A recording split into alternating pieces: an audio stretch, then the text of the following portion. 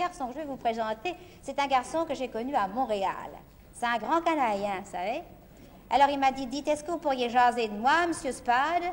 Ça se dit comme ça, jaser. Ça veut dire, est-ce que vous pourriez parler de moi, Monsieur Spade? Je lui dis, je vais lui en parler et vous allez l'entendre. C'est un garçon charmant qui a une poésie tout à fait ravissante. Il est grand, il est charmant. Parce que si je pouvais abuser un peu encore de vos instants, je pourrais vous parler de la jeunesse de ce garçon, non? Voilà, il s'appelle Raymond Lévesque.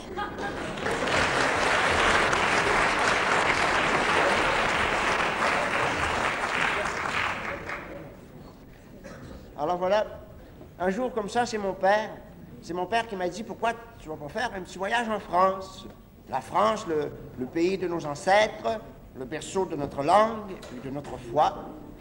Moi, l'idée me souriait, mais c'est ma mère qui n'était pas d'accord.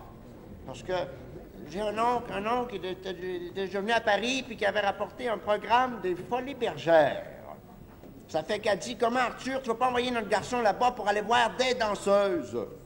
Comment qu'il dit, mon père, des danseuses? Il dit, je n'en vais pas voir des danseuses. Il dit, je l'envoie s'instruire. Il dit, je l'envoie visiter le musée du Louvre. Puis il dit, t'as pas besoin de t'en faire. La seule danseuse qu'il y a là-dedans, c'est la Vénus de Milo. Elle est en marbre, puis elle n'a pas de bras. Argument irréfutable. La preuve, le lendemain, j'étais sur le bateau. Ça, j'aime autant pas trop vous en parler. C'était un bateau anglais.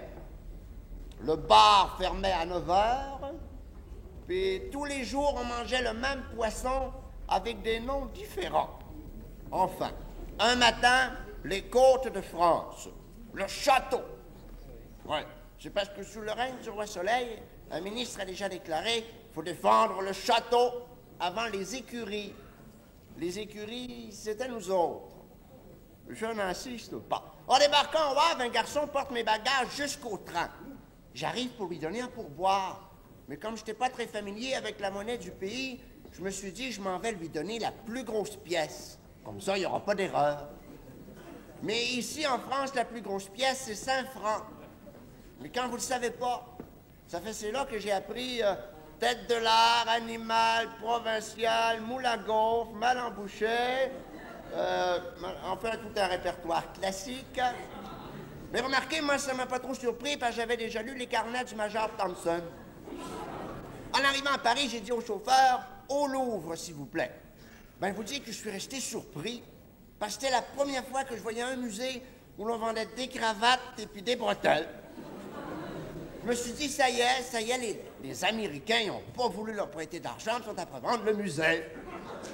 Mais par la suite, j'ai su qu'il y avait le Louvre, le musée, le magasin, puis le Louvre, le musée. D'ailleurs, j'ai mieux compris en visitant.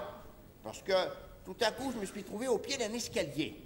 Puis en haut de cet escalier, j'ai aperçu comme une espèce d'ange, pas de tête, qui avait l'air à respirer l'air frais sur le devant d'un bateau.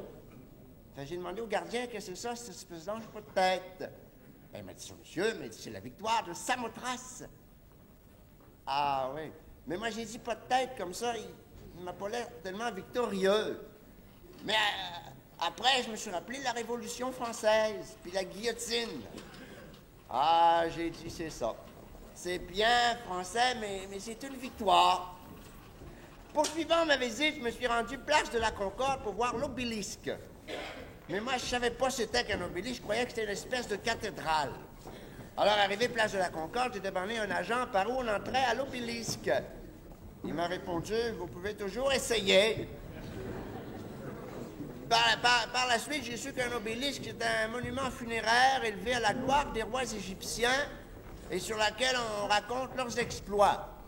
Je me suis rappelé le roi Farouk. Je me disais que... Enfin, je n'insiste pas. En me retournant, qu'est-ce que j'aperçois à l'autre bout des Champs-Élysées? L'Arc de Triomphe. Oh bien là, vraiment, ça m'a fait quelque chose parce que je l'avais vu souvent photographié dans les journaux. Fait j'ai dit au chauffeur, Arc de Triomphe, s'il vous plaît, et pas le magasin. En arrivant à l'Arc de Triomphe, comme tous les gens qui aiment, j'aurais voulu aller voir de plus près. J'aurais voulu aller toucher. Impossible. Je ne sais pas si vous avez déjà remarqué, mais dans les journaux, les gens qu'on voit photographiés au pied de l'Arc de Triomphe, ce sont toujours des militaires qu'on est après décorés. Ben, pourquoi est-ce que vous pensez qu'on les décore, ces militaires-là? C'est justement parce qu'ils ont réussi à traverser